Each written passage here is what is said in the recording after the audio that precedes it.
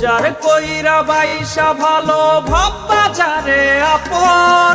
আসসালামু আলাইকুম গাইজ, আগে ভিডিওটা দেখেন, তারপরে এই ভিডিওর লাস্টে বিষয়টা বলতেছি।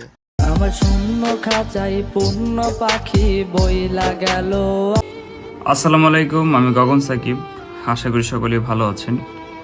তো একটা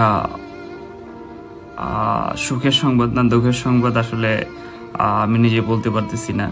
কথাটা হচ্ছে যে সঙ্গীত জগতে ছিলাম একজন ভোকালিস্ট হিসেবে 2019 সাল থেকে 2025 সাল পর্যন্ত।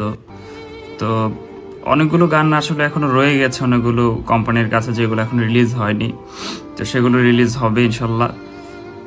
আর কোনো নতুন গান আসবে না। এরপর সঙ্গীত জগৎকে বিদায় জানালাম যে কোনো একটা কারণে।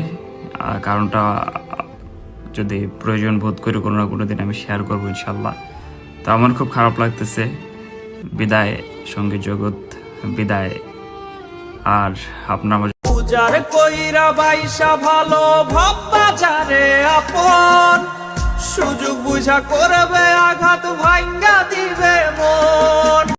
তুমি আজ কার বুকে হাসো, কার ছবি মনেতে আঁকো, কে তোমার চুল আজ সরিয়ে কালো টিপ দেয় পরিয়ে। প্রেমিকা হারিয়ে গেলে হাজারো লোকেরই ভিড়ে তোমারই। আসসালামু আলাইকুম গাইজ, আপনারা সবাই জানতে চেয়েছিলেন যে গগন সাকিব ভাই সঙ্গীত জীবন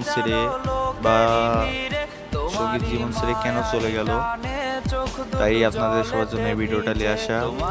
মূলত ভাই এইটা ঠিক নতুন বিষয়টা খুলে বলে নাই, সোশ্যাল মিডিয়াতে যতটুকু তুলে ধরতে পারছি তুলে ধরলাম আপনাদের সামনে।